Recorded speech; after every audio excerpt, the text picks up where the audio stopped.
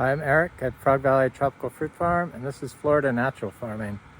Today I'm going to talk about Artocarpus parvus. Used to be called Artocarpus hypergyrus. It's the Kwai Muk fruit.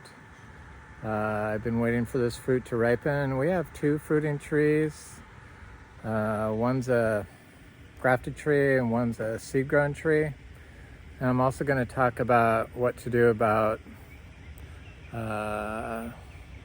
plants that don't grow in your yard. So plants that are always just never grow, because it seems like a lot of people have issues trying to get trees to grow in their yard, and a lot of times they do the wrong stuff that contributes to the issues they have growing their fruit trees. But anyway, so this is the Kwai Muk fruit. It can ripen off the tree.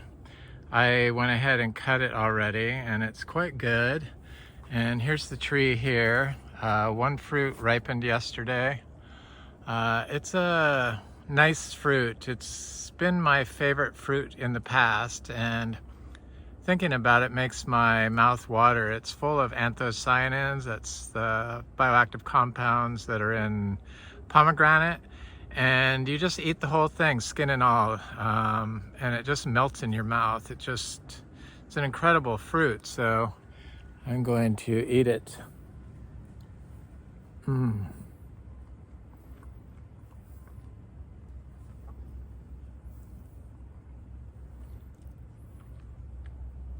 little seeds in one half. It's so good.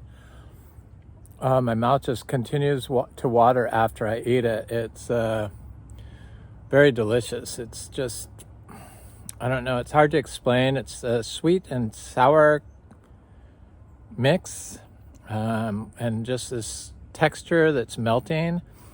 And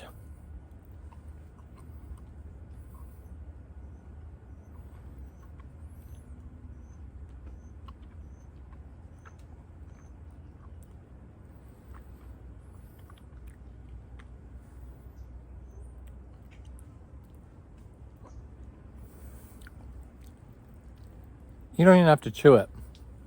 So I got 3 little seeds out of it. It just melts. You can degrade it with your tongue. But here's some more fruit on the tree, and I see that this fruit here is, I could pick. I have a couple of people that I said I would call. My friend Tim, who has been coming by here the longest, and is the person I hope buys this place, but I don't know for sure. These trees are just beautiful, and it was flowering again. It had some little fruit on it, and it had never flowered this late in the year. This was a grafted tree. The grafted tree has been very consistently producing for the last 4 years, but just not huge crops. But I think now that it's gotten larger, because it really got big this year, it's going to start producing fruit. And we grow everything. We don't water anything. So I'm going to come back here, see how it starts to change color. There's the green fruit here. But when it gets, this one's a lot bigger than this other fruit. As soon as it gets a little fawn color, you can go ahead and pick it. Otherwise, they could drop off the tree, because they just drop off, and they're so delicate. You really don't want that to happen, especially a fruit this good. I really love this fruit. I think everyone should be growing these in Florida. I'm going to try to grow these up in the Ocala area, just because it's supposedly more cold tolerant than a lot of the other Artocarpus varieties. But I had seen some little fruits on this tree, but it seems to have dropped them. I'm trying to see if I can see more flowers. It's supposedly these fruits can produce about 2,000 fruits a year or something like that. 2,000, I don't think it's 2,000 pounds, but 2,000 fruit a year once they get going. But it's taken a while for this tree to get going. But we do dry farm everything. Everything takes a little bit longer. I'm gonna go look at our seed grown tree that hasn't produced fruit in the last 2 years, but it has produced one fruit one time. It's the tree that I've had here the longest. Hopefully I remember these seeds in my back pocket. I should, because I gotta come get that other fruit, so that'll remind me what to do. But I'm also gonna talk about what to do about, because most everyone has like a city yard in Florida or elsewhere. Not everyone is lucky enough to have something like this where that you have basically unlimited space. But we had the same issues because this was lawn. So when I first started here, I put down wood chips around all the trees. We never watered. I never watered any plant in when I planted it. Nursery trees. But what you need to do, you need to remove the soil from the nursery trees, rinse the roots in rainwater to get all the excess soil away. Throw the nursery potting soil away because it's probably polluted. That's what I do anyway. If it's something I start my trees in, compost, then I throw the compost on top of the soil. I do not mix compost in the soil. I leave this living orchard floor, but a lot of you can't do that because you have HOAs or you're embarrassed that what your neighbors are going to think of you. I don't worry about that. I just do what I know is right, and I know that this is right for Florida, and it's right for all the animals and all the biology that lives in it. And the biology is what's going to enable your tree to survive changes to the environment and enable you to grow closer to nature and dry farm. So, but if you have a lawn, and this was a lawn and we kept it a lawn at the beginning, I put wood chips down around all my trees. And on top of the wood chips, I added horse manure because we had horses. And that caused nutrient lock.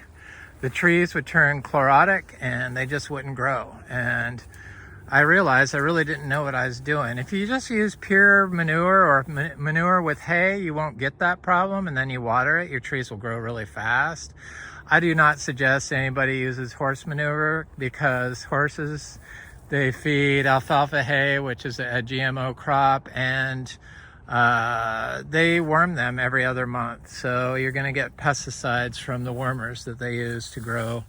The manures they use to worm, from the manure because they use wormers to worm their horses every other month. And they don't just use one type, they alternate usually.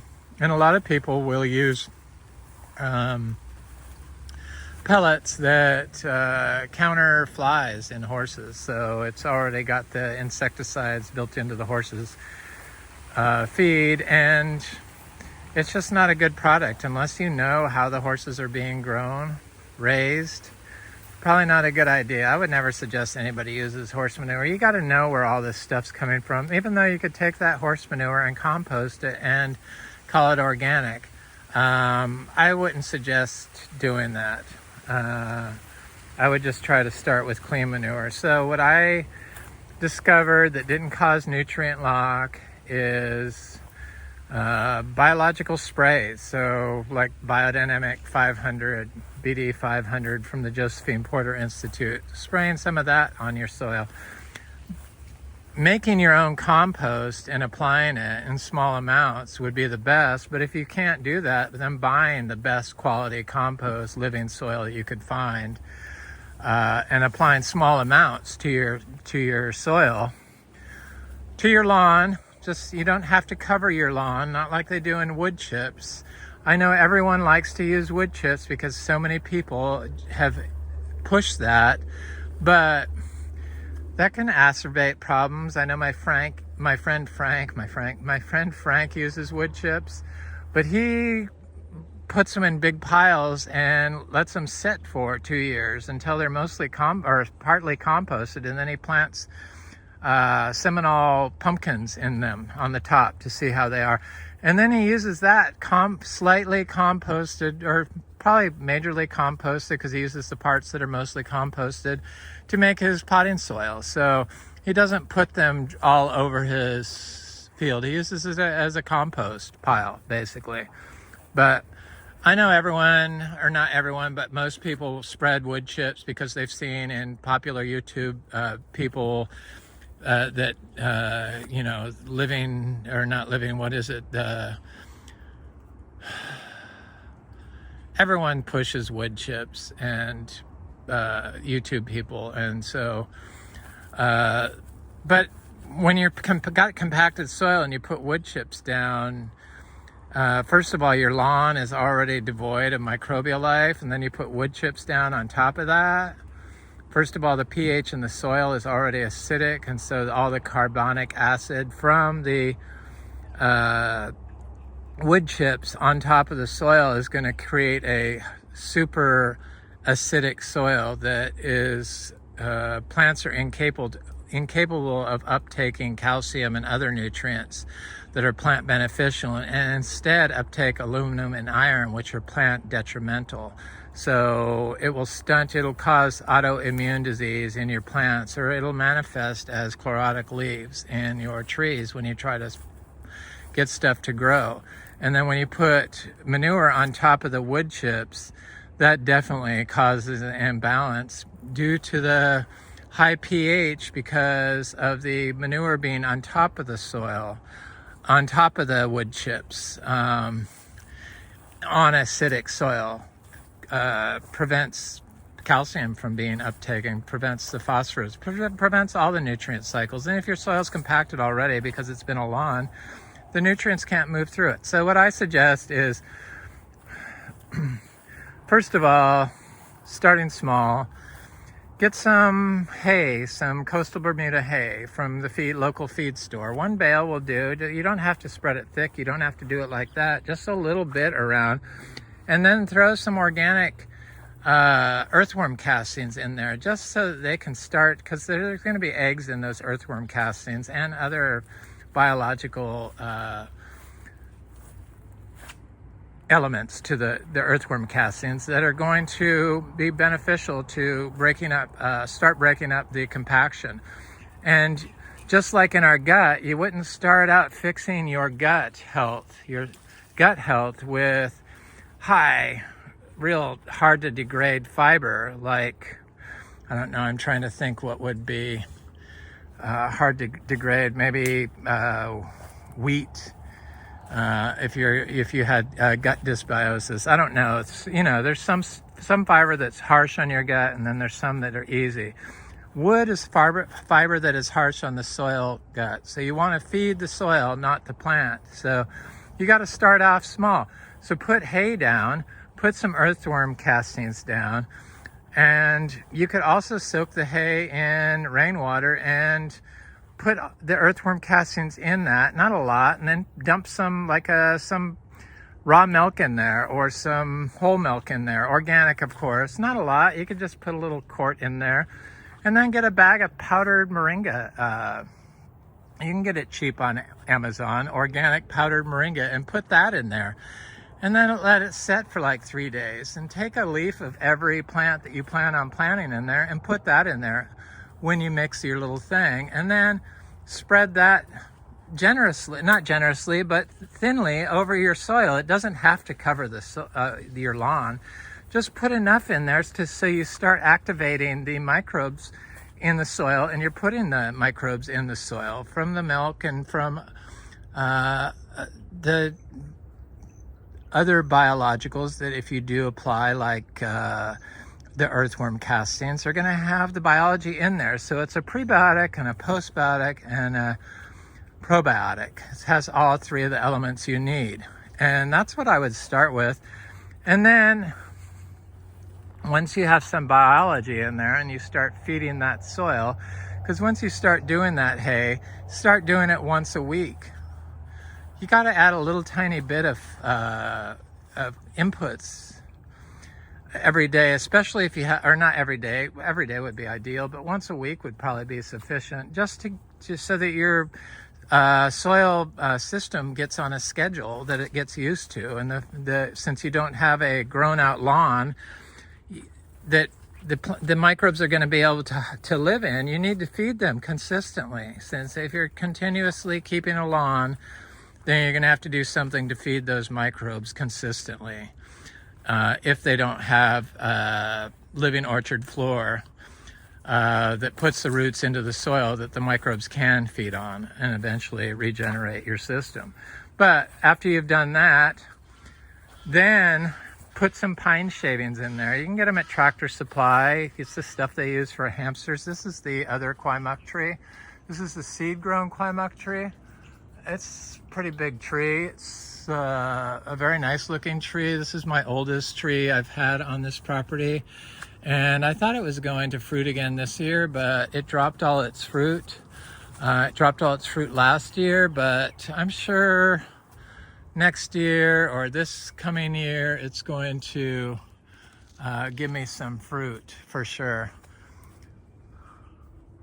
So all these little animals, like the frogs that you see here, they all add microbes to the system. They're all part of the health of the system. So once you've put that, you started feeding your soil microbes and building your soil microbe population and trying to fix the compaction issues you have in your lawn, you could probably start planting trees in there and then get some pine shavings.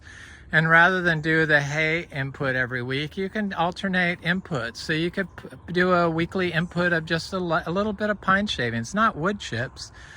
It's just too rough to begin with to get your soil microbes built up to be able to turn those wood chips over, so to break them down quickly, because that's what you want to do. You want it to turn over quickly. I know that my neighbor said that those palm fronds take 5 years to break down. Well, here they don't take 5 years to break down. Here they break down pretty quick, like within 6 months they're gone. Maybe the woody part is still there, but the palm fronds are definitely gone.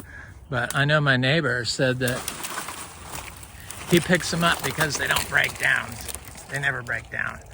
Well, that's because you have no life in your soil because you mow constantly and your soil's compacted. That's what that's from. So here's a seed-grown Kwai Muk tree. It looks very good. It's finally starting to grow. Stuff can take a little while, especially in a lawn because it's so compacted. So this was like the most compacted spot in the yard. And this tree has taken forever, and it's right next to a path, so that's always a bad thing. But I do understand that people have to continuously keep a lawn. But what you could do to help that tree is how everyone puts a ring of wood chips around their tree. You could do a ring of plants around there, different plants, landscape plants. You could do lemongrass, you could do rosemary, you could do all kinds of stuff, and that would help your tree. It's not going to compete with your tree. Put it right in the ring of where your tree is. It will help your tree. You could do turmeric in there, you could do ginger in there and use as landscape plants. You could fill up your yard with something other than a lawn, and slowly, just so it looks better. It'd still be an install, which is a control, which I don't think is the best thing. I think you need to have what nature puts into your system included with your install, and then displace it with your install. So the microbiology from nature, what nature puts in the soil, transfers to your plants better. But that's what we're slowly doing here, trying to get all the paths lined with an install that I do. But I don't wipe out all the stuff that nature puts there. There's still Caesar weed, there's still some grasses, but I slowly put different plants in here, and eventually they overtake what was put there by nature.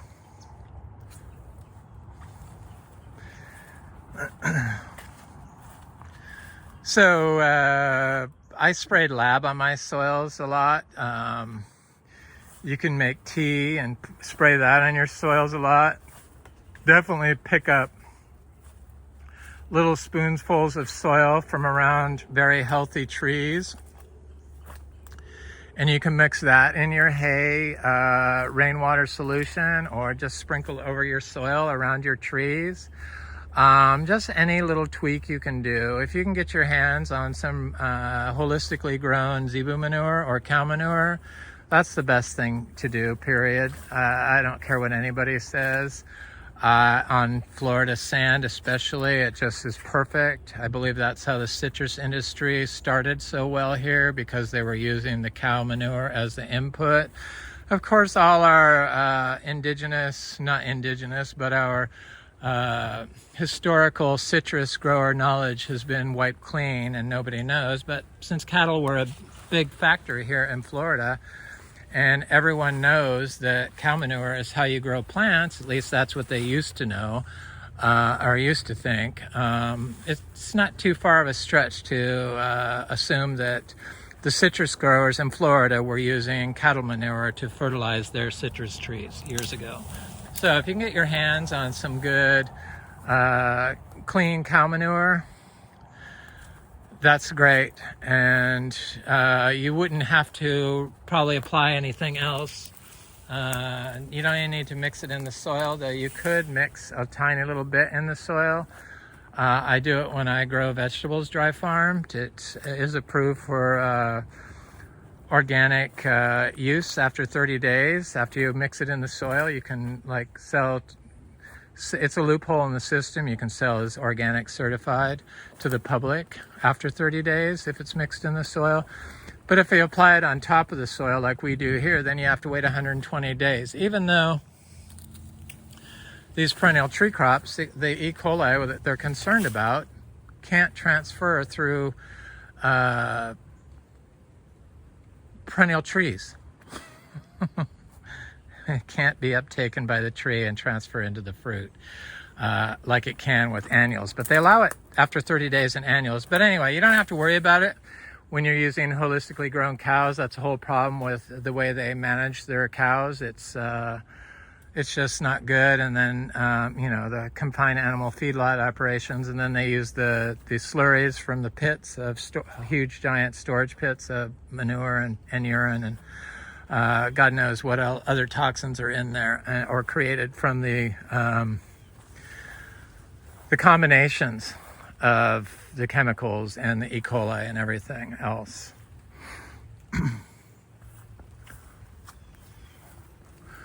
Not too much damage from the storm, Helene, but just some leaves and some cassava blew over. This is our key lime, I think. It's a little tiny lime.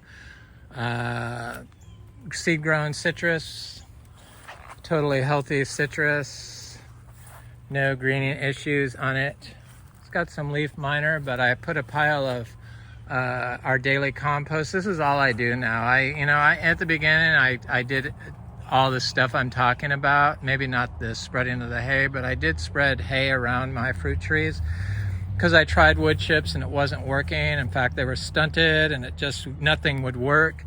I really didn't understand everything I know now. I wanted to learn, and that's why I share this information, because it just wasn't available when I started growing here 14 years ago.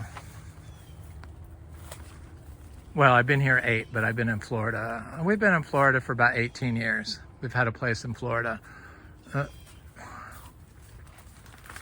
Had a place in Miami first. I'd never lived there. I lived in New Orleans, but we had a place there, and we had coconut trees. I just didn't understand how to grow organically, and that's why I've gone on this journey of trying to figure it out. And I think I figured a lot of it out, and I know how to do it. But the more I figure out, the less I realize I understand. So it's a dynamic situation, knowledge of how to grow. So this is our dry farm cacao. I just gave this thing a pile of compost, daily compost. It's our manure and hay. I know one of you is going to say, "Oh, you should pee in that hay." Well, everyone that grows organically knows that if you add some urine, that it will probably help your system along. But I don't like to use my urine. The cows do pee in the hay. There's just too many pollutants in humans today from exposure to forever chemicals and stuff like that. But yes, it does work. It does help stuff to grow. It is a nitrogen fertilizer. So that's the whole thing with wood chips. It's the nitrogen to carbon ratio is off, and that's why you have nutrient lock. Plus, it's on compacted soil. Eventually, it will work. Or if you go in there and like totally break up the compaction layer and throw some biologicals in there, it probably will be okay. But most people don't do that. They just put the wood chips right on top of the already compacted soil, which is what I did. And then what I also did is I put raw horse manure on top, which clearly caused a major problem in some of our trees. It doesn't affect all the trees, but it definitely isn't the best thing. Probably if you put the manure down first and put the biology right on the soil, and then add a little bit of wood chips. I'm a firm believer in using wood chips, logs, whatever. But too much of a good thing causes an issue. And wood chips packed onto your soil that's already compacted, and then you try to grow fruit trees in it, is too much of a good thing. So got to start slow, see how quickly they turn over. Probably when you start slow, start with pine shavings, because they're already broken down, so they have more surface space on them. That's why they use wood and the potting soil for mangoes, but it's not wood chips, big chunks of wood chips. It's broken down almost like sawdust because it has more surface space. So it's easier to break down. It's easier to digest. And I prefer logs. Yeah, that's not a lot of surface space. Yeah, because it breaks down internally, and then it's more likely to go into the soil or become structured soil aggregation from the fungal internalizing and breaking it down internally and putting it into the soil is more likely to be mineralized carbon in the soil than a wood chip system that a lot of it goes up into the air because it's not being broken down by the fungi, because the fungi is all chopped up and not connected, whereas a log is all connected, and the fungi from our logs is already in the tree. So plant beneficial microbes, just like human microbes in our gut, are beneficial to us, and then when we die, they break us down. So the same thing happens with trees. They have all this endophytic biology internally in a healthy system that works to promote tree and plant growth and health and communication and help its metabolism. But when the tree dies or the tree is sick, then it starts breaking down the tree internally and returns the nutrients to the soil with the help of the fungi and the endophytes inside the plant, or termites and stuff like that. It's an amazing system that can work, but we have to be smarter about what we do. And it would be nice if wood chips was the only thing you had to do, but they can create a problem if they're applied in too large of an amount all at once. So build up your soil and then add wood chips into the system. So start off slow, start with something that gets easily digested, like the hay. The hay like turns over very quickly, especially if you have added some milk to it, or water, or some rabbit poop, or some chicken manure, or some earthworm castings, or some biodynamic horn manure, which you could purchase at Josephine Porter Institute. Could put the biology right into your hay before you spread it, and then you could put all the leaves, one leaf of each of every plant you put in, put that into leaf. You don't need a lot. Like I said, in biology, tiny amounts go a long way. So less is more. Start off small and then build up.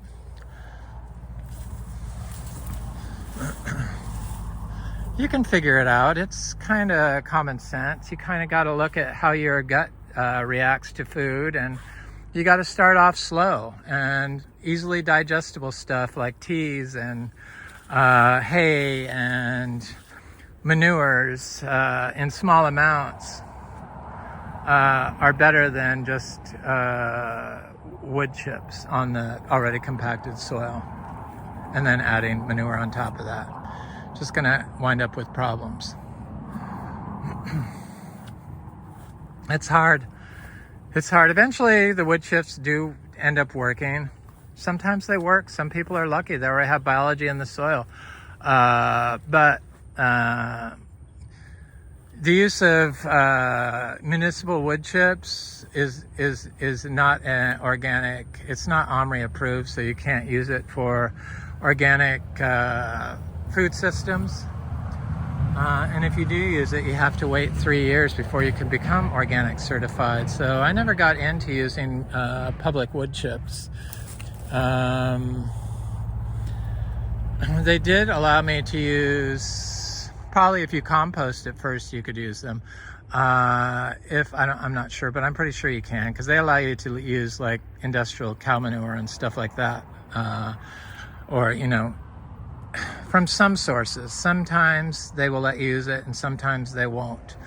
As long as you make compost out of it. Even though the compost is still going to have pollutants in it. So it's better to know where all the food for your soil comes from, just like it's better to know where your food comes from.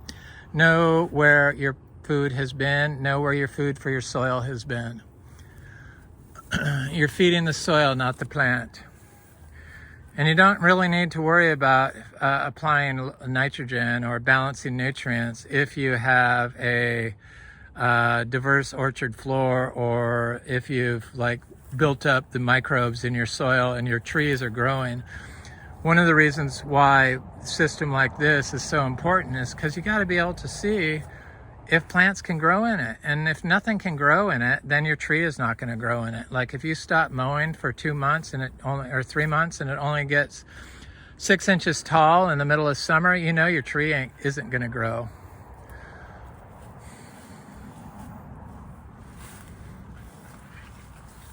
Nope.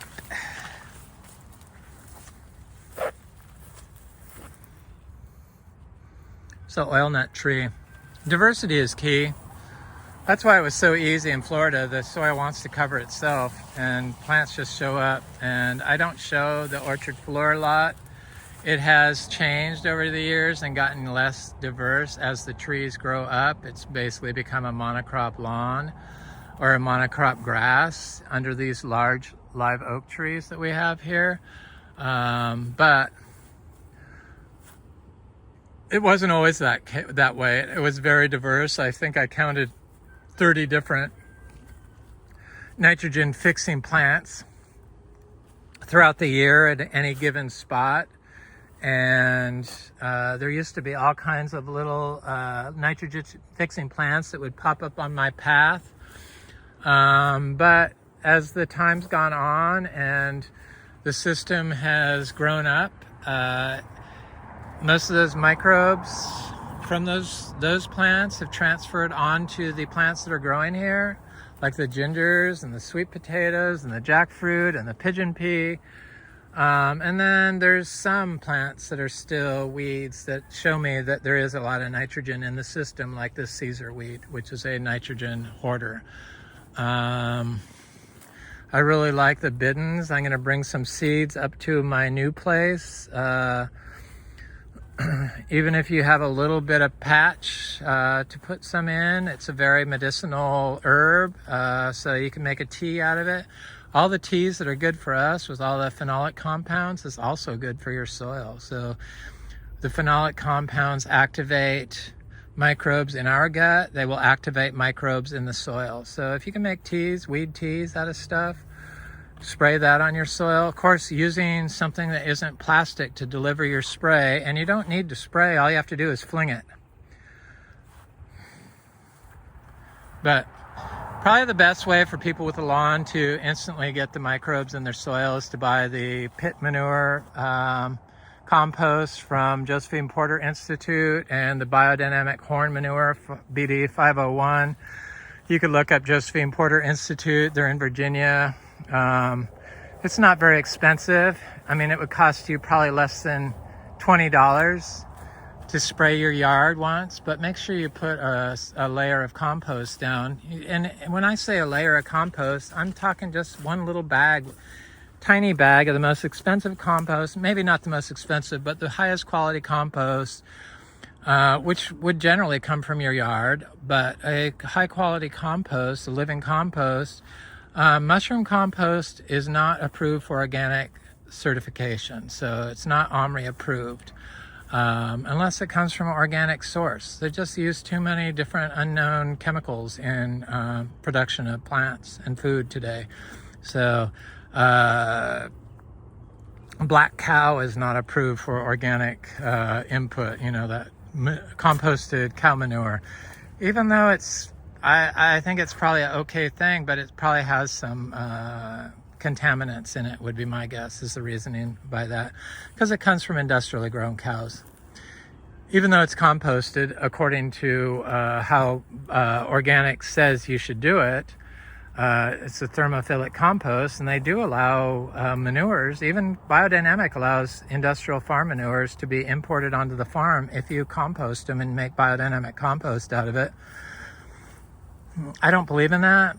I think you should know the source of all your inputs, especially if you have a small yard. There's no reason why you shouldn't be able to know the source of all your inputs.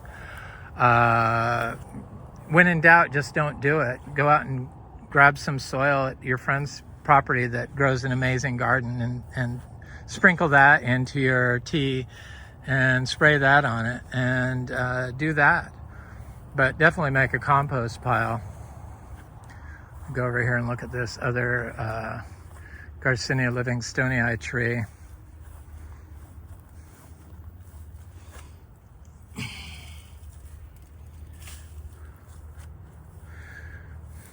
Mm-hmm.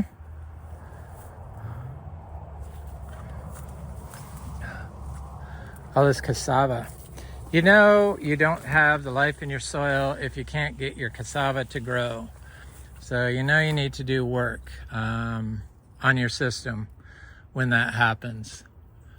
If you stick cassava in your soil and it's just not growing, probably it's compacted. Too compacted, not enough biology.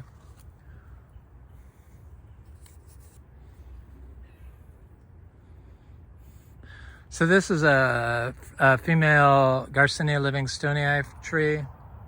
It's got a little frog on it, I see. There's frogs everywhere here now. It's just amazing. I never used to see frogs when we first started here. I never saw birds, and I never saw rabbits or anything, or raccoons, and now they're everywhere. But I wanted to see if this was blooming. It has some little fruit on it that's trying to ripen prematurely because it's still been hot. Here's one here that obviously already ripened and dried up prematurely because it was too hot here. Has to be a certain temperature, coolness, probably below 90 Fahrenheit, or 92 Fahrenheit. I'm not sure the exact number before these will grow the fruit to maturity. It does continuously bloom during the warmer months, so it looks like it's going to try to do a bloom. Of course, my camera isn't behaving at the moment, of course. It never behaves when I need it to, but I'm holding out hope that we're going to get another crop off of one of our fruiting Kwai Muk trees this year. I haven't given up hope on that. I think I'm going to go over here and plant this Kwai Muk tree, or fruit tree seeds, over with my seeds that I have. Look at this Yaupon holly, looks great. It really looks good. It's gotten big. It's almost as big as me, about 5 feet tall, another foot to go, for it's as tall as me. But I'm getting ready to take a week off from making videos, 7 days, maybe 8 days off from making videos.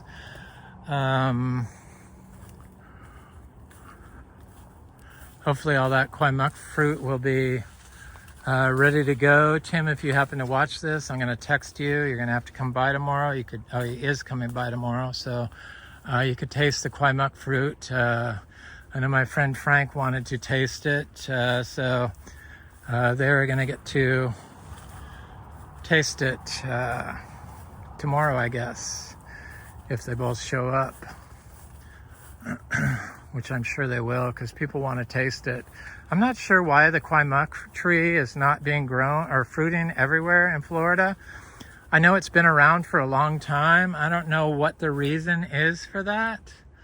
You'd think that there would be like as many Kwai Muk trees in Florida as there are mango trees at this point, but I don't hear anybody fruiting Kwai Muk. I'm sure there are others that do, but I'm just surprised that there aren't like trees everywhere with fruit on them. If there were, the seeds wouldn't be so expensive. And I got our grafted tree at Excalibur like 9 years ago, and it was about an 8-inch tree. And I got our large seed grown tree from Montosa Garden when they used to sell trees, and it was this big, and I transplanted it from our old place and brought it over here with me, and that's why it's one of my first. This is a citrus tree. It looks very good. I think that's a blood orange tree. I'm hoping this year is our year we get blood oranges.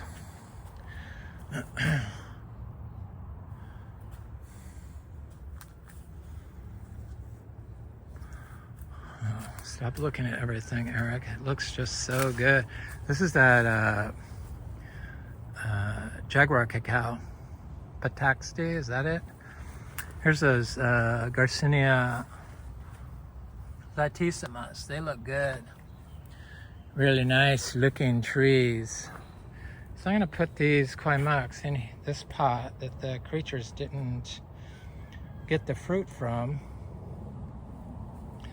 Or this is one of those pieces of plastic from the hay. Plastic is such a problem, especially in food production, especially organic certified food. They totally embrace the use of plastic, whether it be in mulch, mosquito netting, or insect netting, greenhouses, you name it, they're in bed with it. Plastic trays to grow their seeds.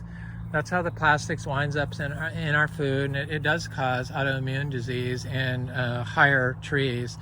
And definitely the reason why our food has become so low in nutrients is because one of the reasons is because the pollutants we use to grow food, whether it's organic or not, you're still using a very highly toxic filled substance in the form of plastic that you're putting right on the soil and turning your soil into basically a Superfund site when you do that. There's no other outcome. That's what's going to happen. So I'm just shocked that the organic certification process allows that. It's a synthetic substance that they're using for the production of food, which goes against the organic farm standard. So I don't know. The sooner we admit our mistakes and move away from all this stuff that we have rules against using, but we break and ignore, the better we're going to be at producing nutrient-dense food again. And I can't believe I had an organic honeydew that had 0 flavor. That has to be because of the way they're growing that organic food. Probably if you cover the soil with plastic mulch to grow your food crops, the microbes that are going to get the nutrients for your plant that create the flavor are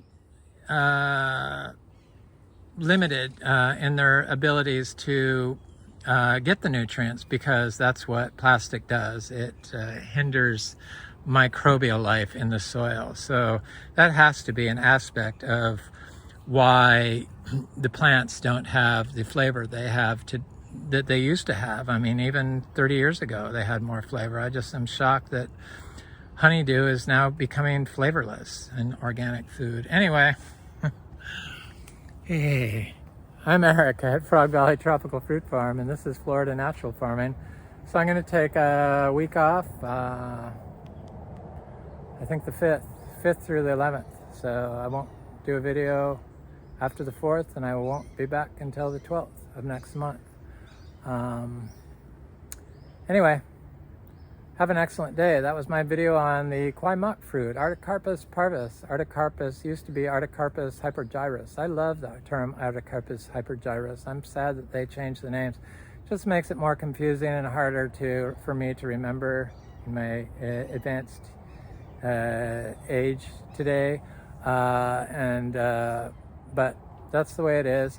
Artocarpus parvus, the Kwai Muk tree. Have an excellent day. It's Frog Valley Tropical Fruit Farm. I'm Eric.